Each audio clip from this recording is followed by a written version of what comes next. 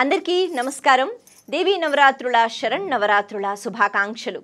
9 రోజులు ఎంతో భక్తి శ్రద్ధలతో అమ్మవారిని కొలుచుకోవడం అన్నది ఎంతో శోభాయమానంగా ఉంటుంది.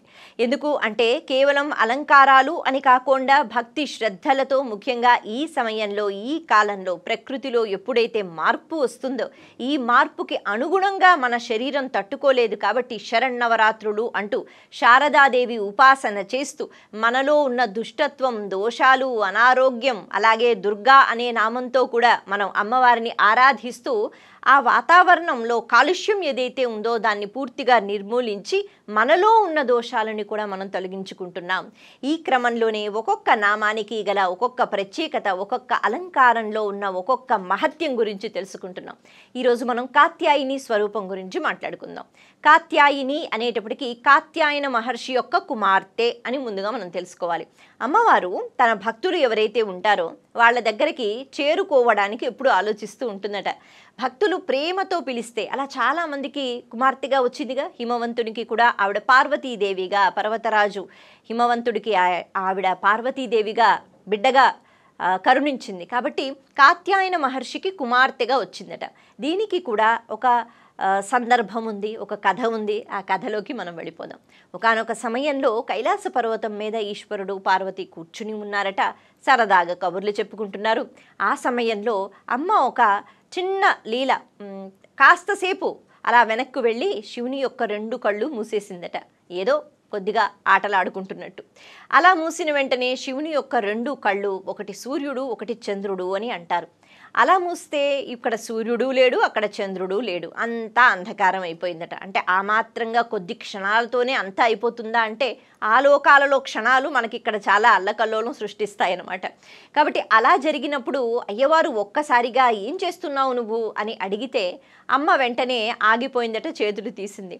అయితే ఇంత దోషం నువ్వు చేస్తావా, దీనివల్ల అంతా చీకటైపోయింది, సృష్టి ఒక్కసారిగా ఆగిపోయినట్టు అయిపోయింది, కాబట్టి దీనికి నువ్వు ప్రాయశ్చిత్తం చేసుకోవాలి పార్వతి అన్నారట ఈశ్వరుడు.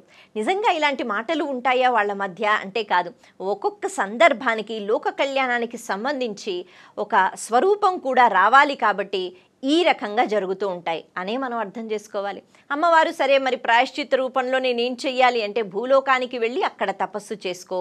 ఎక్కడ చెయ్యాలి? కాత్యాయన మహర్షికి కుమార్తెగా పుట్టు, ఆయనే చెప్తారంటారట ఈశ్వరుడు. ఎందుకంటే అప్పటికే కాత్యాయన మహర్షి అమ్మవారు నాకు కుమార్తెగా రావాలి సంతానం కోసం ఆయన వేడుకుంటున్నారు. అమ్మవారు వెళ్ళారు. అక్కడ బద్రిక ఆశ్రమంలో చిన్న పాపగా అలా పడుకుని ఆవిడ దొరికారు. కాత్యాయన మహర్షికి తెలియక కాదు, ఆయనకి తెలుసు పరబ్రహ్మ స్వరూపిణి ఆయన్ని కరుణించటానికి బిడ్డ రూపంలో వచ్చిందని చక్కగా ప్రేమతో, భక్తితో పెంచుకున్నాడు. ఆ తర్వాత యవ్వన వయసు వచ్చినప్పుడు, అమ్మా తల్లి నీకు సంబంధాలు నేను చూడలేను, ఎందుకు అంటే నువ్వు పరబ్రహ్మ స్వరూపిణి, మళ్ళీ నువ్వు ఈశ్వరుణ్ణే చేరుకోవాలి, అందుకే నువ్వే చేరుకో తల్లి, వెళ్ళి తపస్సు చేసుకో అన్నారట. కాకపోతే ఆ రూపంలో తండ్రిగా ఉన్నాడు కదా, కాబట్టి ఎక్కడ తపస్సు చేసుకోవాలి అని ఒక ప్రదేశం గురించి చెప్తారట. కొన్ని వస్తువులు ఇస్తారట.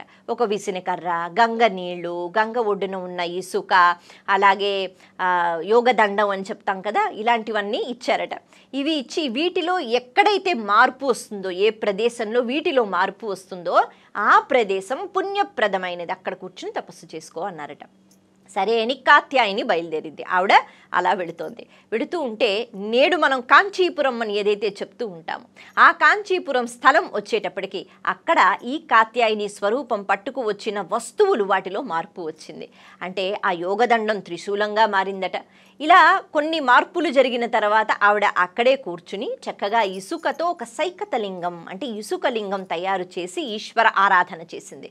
అమ్మవారే అయినా భగవంతుణ్ణి చేరుకోవాలి అంటే ఎంత తపస్సు చెయ్యాలి, ఎంత కృషి చెయ్యాలి, కాత్యాయిని రూపం మనకి నేర్పిస్తుంది. చిన్న దోషం చేసినా అమ్మవారు కూడా పశ్చాత్తాపంతో ప్రాయశ్చిత్తం అనేది చేసుకుంటోంది అని లోకానికి మనకి చెప్తున్నారు ఆది దంపతులు. మొత్తానికి ఆవిడ తపస్సు చేసుకుంటోంది ఆ ఇసుక లింగం పెట్టుకుని. ఇప్పుడు ఈశ్వరుడు కొన్ని పరీక్షలు పెట్టారు, అమ్మవారికి కూడా తప్పదుగా. అప్పుడు ఆ జటాజూట నుంచి గంగను విడిచిపెట్టారట. విపరీతమైన ప్రవాహం వచ్చింది. ఇప్పుడు ఆవిడకి భయం వేసింది, ఆవిడ కొట్టుకుపోతుందని కాదు, ఆ ఇసుకతో తయారు చేసిన శివలింగం ఎక్కడ పాడైపోతుందో అని. వెంటనే చక్కగా గట్టిగా పట్టుకుందట, శ్రీ మహావిష్ణువుని ప్రాధేయపడిందట.